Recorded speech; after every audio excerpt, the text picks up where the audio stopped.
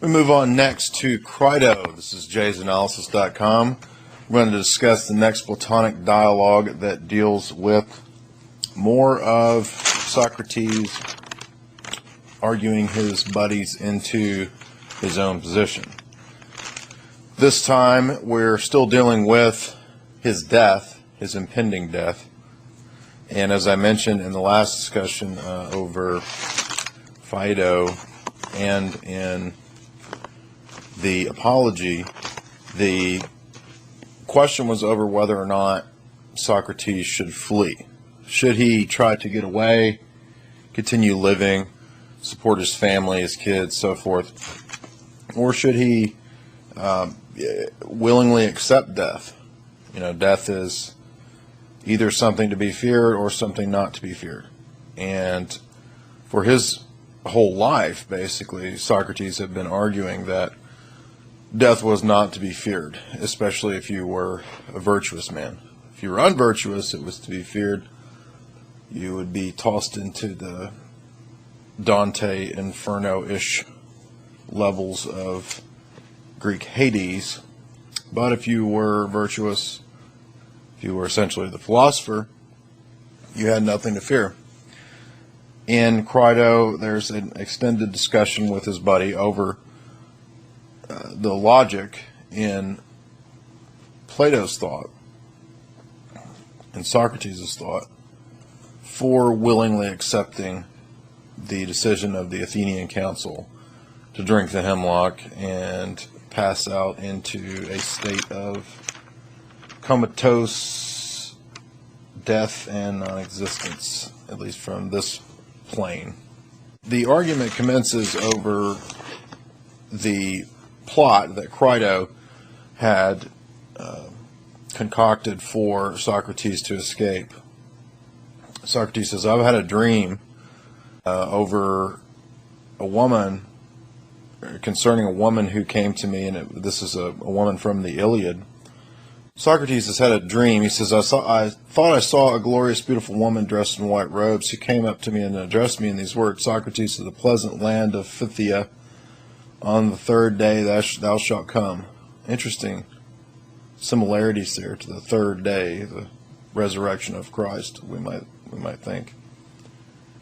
Your dream makes no sense, Crito says. Well, Socrates goes on to explain that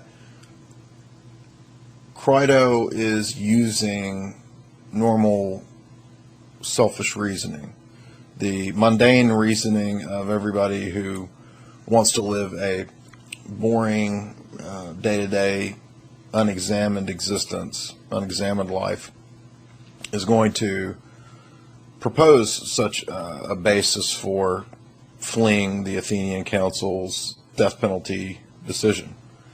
They're going to reason that family, kids, future, so forth, these things are more important than a virtuous life and meeting your end nobly. And Socrates says, I only wish that ordinary people had an unlimited capacity for doing harm. Then they might also have an unlimited power for doing good, which would be a splendid thing if it were so. Actually, they have neither. They cannot make a man wise or stupid. They simply act at random. How fitting is that for what we see in our day? We think of these riots and all these ridiculous news stories, and people just react. There's not any thought or analysis or critical thinking skills that are utilized to make sense of what's going on, or asking bigger questions as to who the players are behind these events, who might stand to gain from these events, what the big, broader scale plans might be, or the question of, who stands to gain. Really, it's just people reacting. It's just an emotional response, Pavlovian, operant conditioning, so forth. They're not, the reactions aren't thought through. The events are not analyzed or thought through. So we get clearly from Platonism the practical, pragmatic doctrine of not following the mob or the masses. We don't get wisdom from a mob. Random acts of spectators, is what Socrates says the mob, the mass is like. Boy, is that true. I mean, come on. Think about, most of us, I'm sure, are on Facebook. Think about your Facebook feed and these news stories that we see every day, and you scroll through this miasma of people just reacting and taking some preordained, polarized side on some position or some media event that we don't even know if it's true. Who knows if it even happened? There's just some news story about some shooting or some event, and everybody's immediately polarized and voicing all their bitching and complaints. This is the mob. This is the democratic process at work. This is the masses churning like untrained gaggles of geese or wild animals, or like raging seas, as the biblical narrative likens the nations to the seas, upset waters, just reacting, emoting.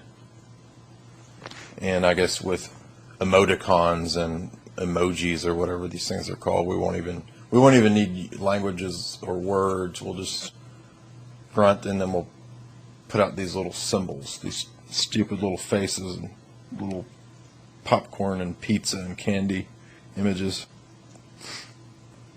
That is a great analogy of what Socrates is talking about. Popcorn candy people, plastic popcorn candy people emoting, not people basing their decisions around wisdom. So that's the first bit of wisdom, the first nugget of wisdom that Socrates offers to Crito, is that, look, I'm the philosopher. I've used reason to think through a lot of this. So before you try to convince me of fleeing, you should know that when it comes to reasoning, I'm the expert, and you're not. And the masses and the thinking that you're using, the line of logic, the line of reasoning that you're using, Crito, is that which is used by the mundane, by the mediocre masses. And we're not going to do that here. We're going to think this through. It's a very high place of reason, again, in Platonism, and ultimately Platonism is an idealistic, rationalistic worldview.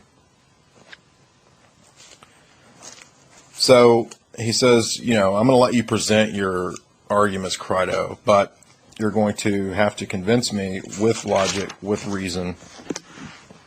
And if you do, then I will flee, but you're probably not going to.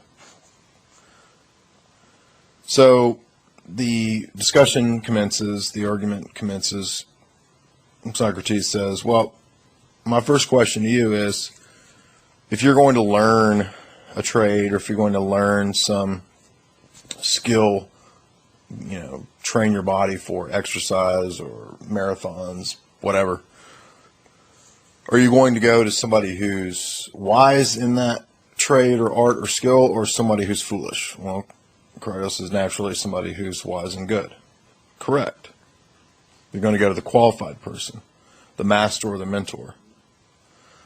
Socrates says, so a man who's seeking out this wisdom ought to regulate his actions and exercises, his eating and his drinking, by the judgment of his instructor who has expert knowledge, rather than by the opinion of the rest of the public. Yes, that is so, Crito says. So we don't follow the masses. And there's a clear interjection of hierarchy here. In other words, in all areas of life, we clearly see the principle at work that some people have skills and abilities and talents and knowledge that other people don't have. That's just so obvious. It's our common sense. It shouldn't even have to be repeated or said. It's obvious.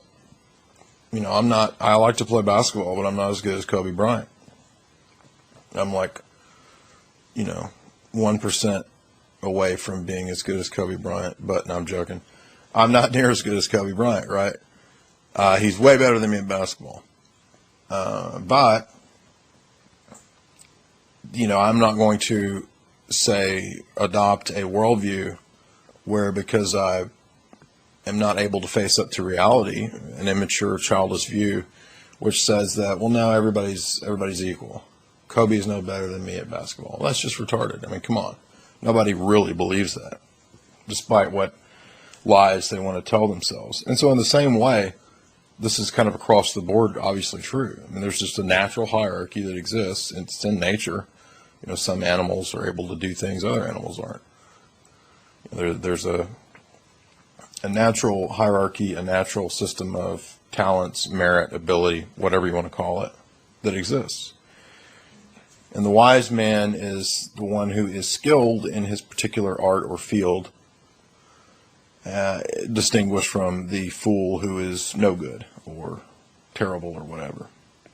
Think about music. We've all heard bands that are no good, terrible musicians, terrible bands. And they're distinguished quite clearly from the bands that are not terrible. Talented musicians. Come on. This is obvious.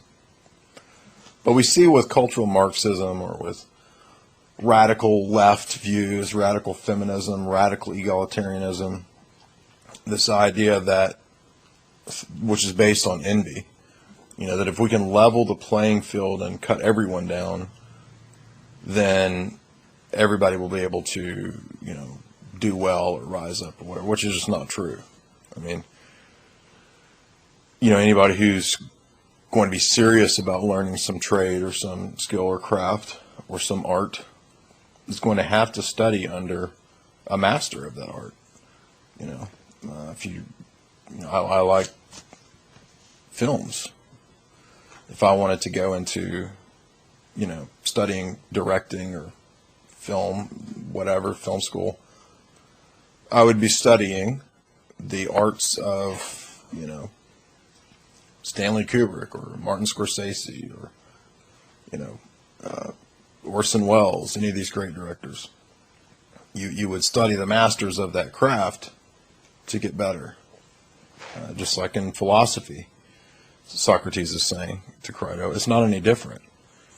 I'm a master of this craft. I've told you earlier that it's actually an art. And so I've mastered the art of philosophy, Socrates is saying, which, it's not any, somebody may say, well, that's arrogant.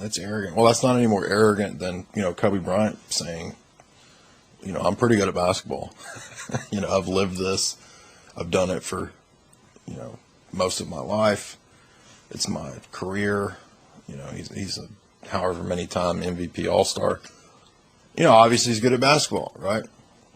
Socrates doesn't have any qualms about saying, I'm good at philosophy. I have this gift, right? And there's an important lesson to be learned from this, important fact about life.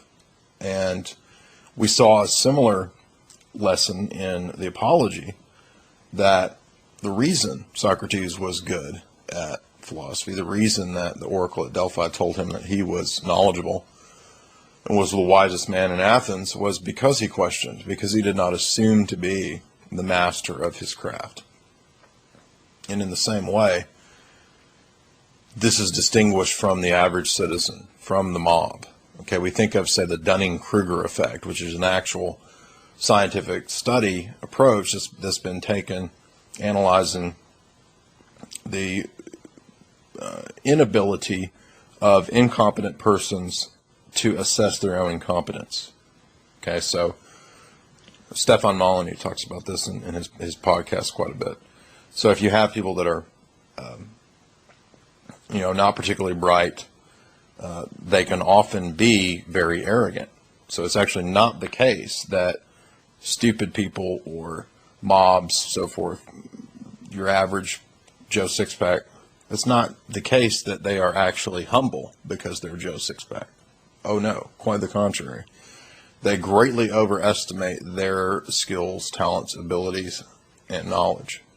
Conversely, the highly intelligent underestimate the abilities of others, right? So the highly intelligent person interacting with Joe Sixpack will tend to assume that Joe Sixpack has all the abilities, reasoning, knowledge, wisdom, so forth that he has, which is obviously not the case.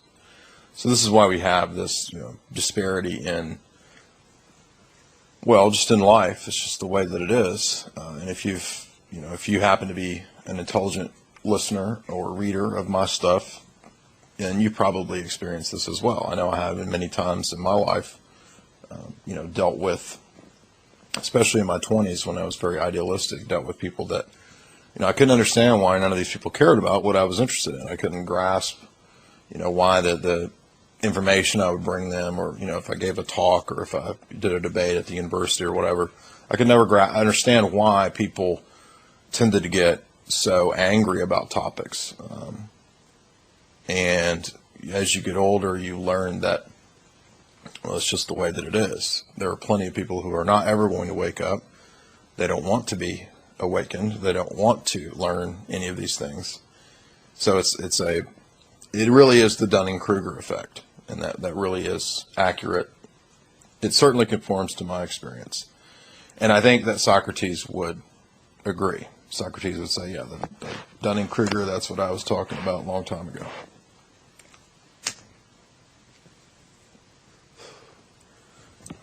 There's nothing wrong with there being experts in a field.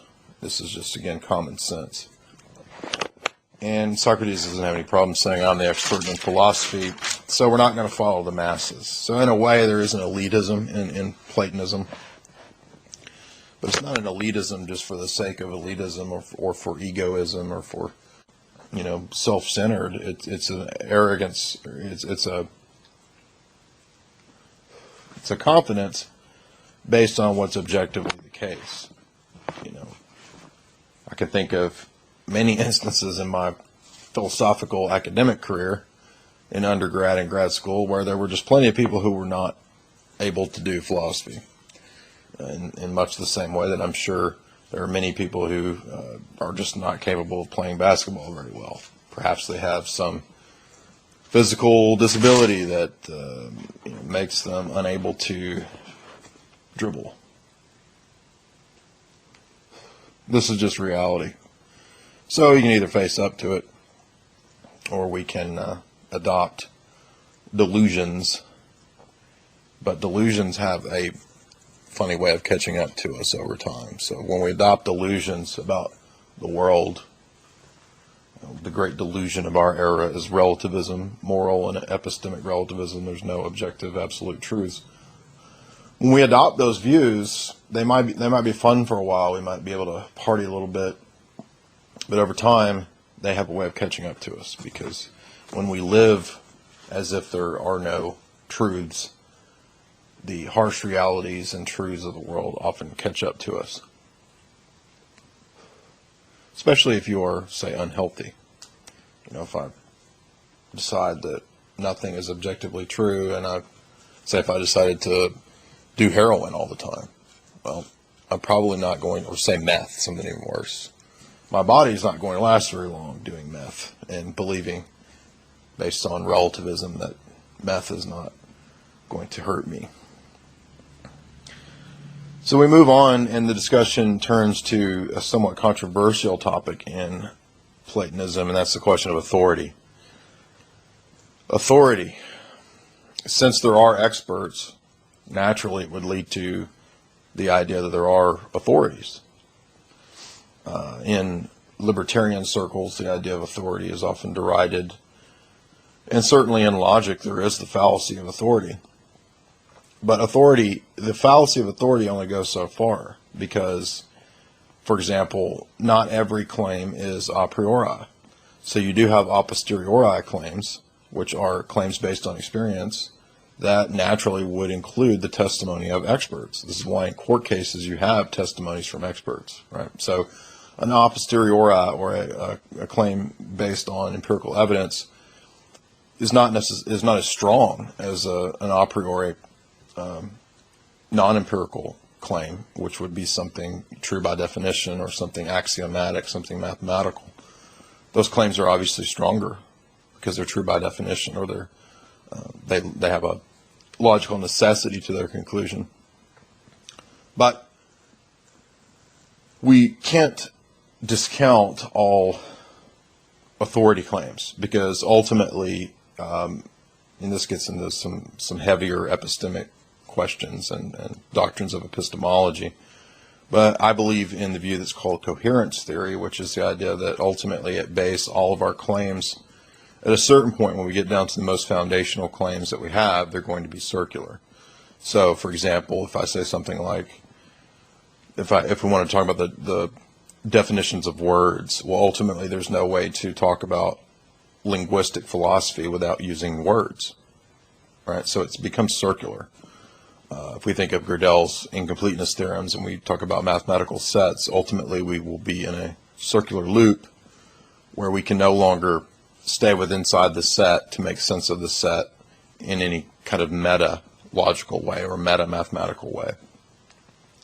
And this gets into transcendental arguments, which I've given 2 or 3 talks on. But regardless, questions of authority cannot be simply dismissed as something that is fallacious from the outset. It just depends. It's a case-by-case basis. It depends on the context. It depends on the issue. It depends on the debate. It depends on what you're dealing with. If you're dealing, like I said, if you're dealing with a foundational epistemological claim, well, a circular argument about a foundational epistemological belief is, I believe, unavoidable. And in that case, it's pretty close to an argument based on authority. So if we said something like, if we got into the question of reason itself, this is a very, very difficult, complex philosophical issue. What is reason? Right? David Hume's reasoning is not the same as Plato's reasoning. The reason of the Enlightenment philosophers is not the same as the reasoning of, pick anybody, Thomas Aquinas.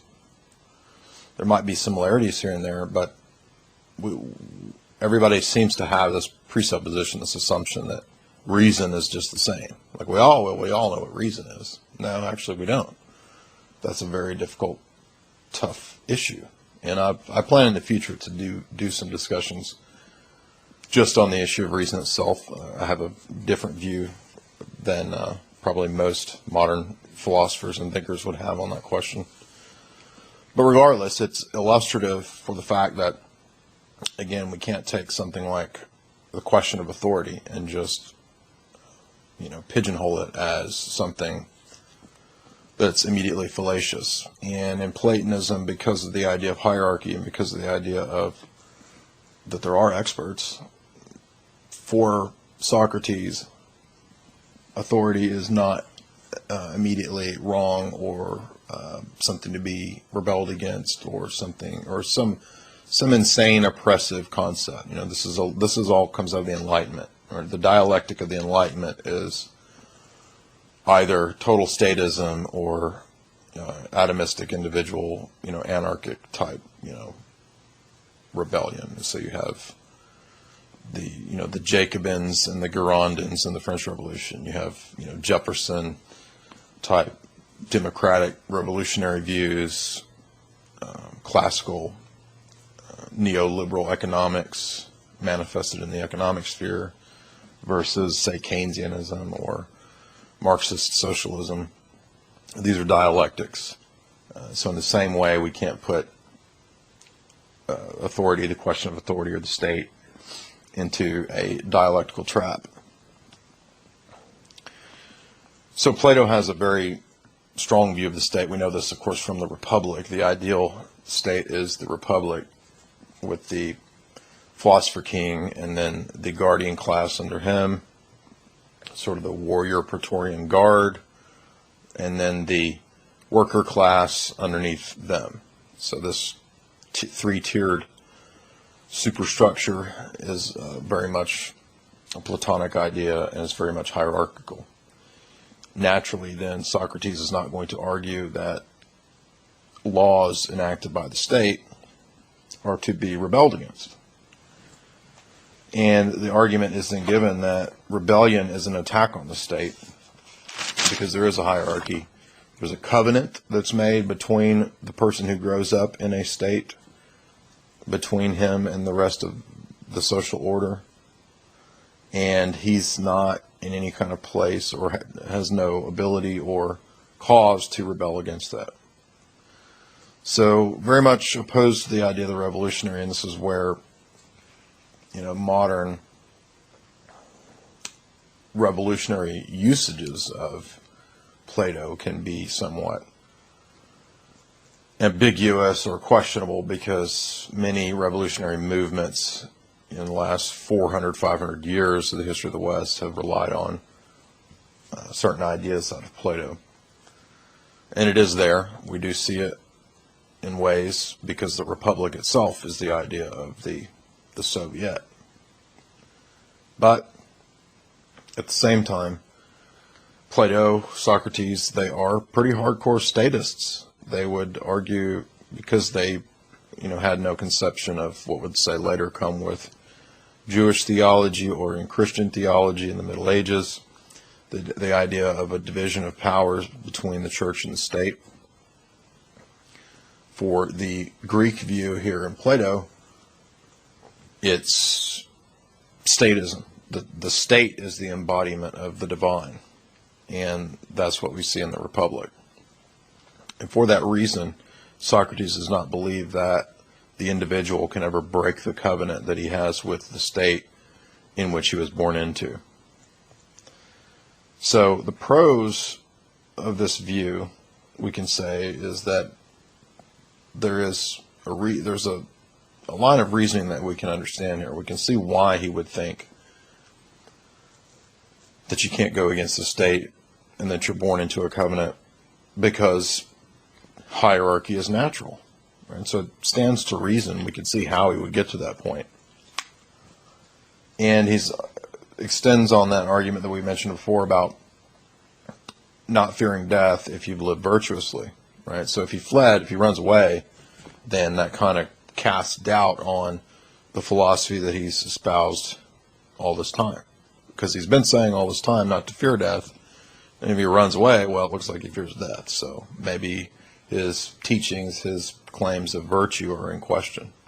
So he doesn't want to leave that legacy. He wants a legacy that is consistent, that's rational. It's a future-oriented view of his own philosophy as a tradition coming down. So he's very cognizant of that fact.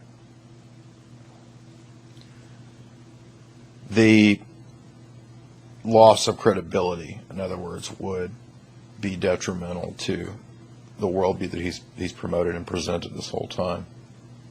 So the pros of this is that we can have an appreciation of hierarchy of the state, and that virtuous life, the life of the philosopher, can be one in which we don't fear death. The cons of this, well, I don't think any of us want to accept the idea that the state is divine.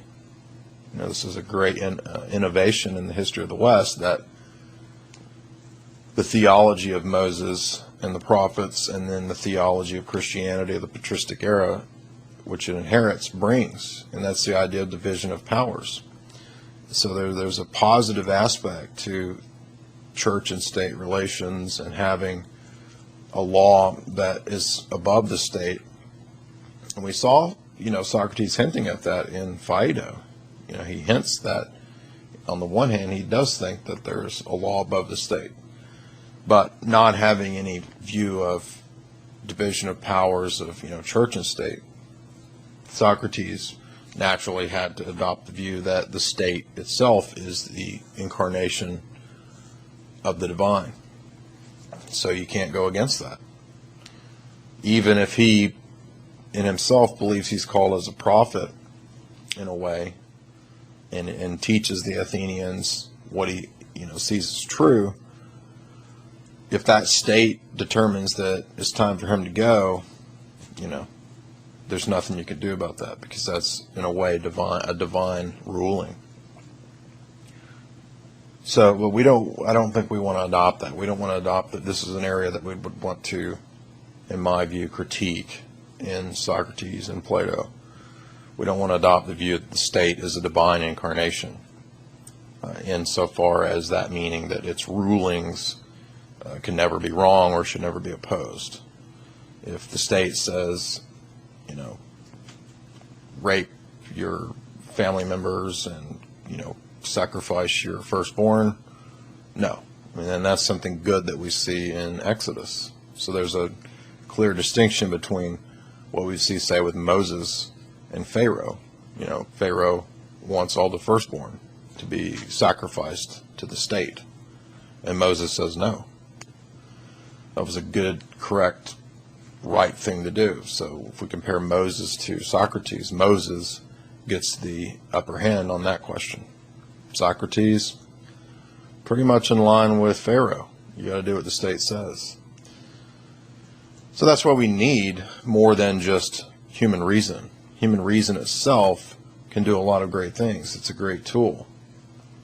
But it's not sufficient for dominating all areas of life. And we saw that with the Enlightenment. Look at the Jacobins in the French Revolution. Look at what reason does there. Look at what reason, quote unquote, unleashed, so-called, unhinged, does throughout the Enlightenment, scientific revolution, so forth. These are actually engineered movements. They're not organic developments of, accidents and circumstances of history. These are very much planned, much by the British aristocracy of different centuries, promoting things like Newtonianism and radical empiricism. Right? The British empiricists. It's not accidental that they're given as the great philosophers of that time, to the neglect of somebody greater, say Leibniz. So that's what we want to take away from the Crito, is to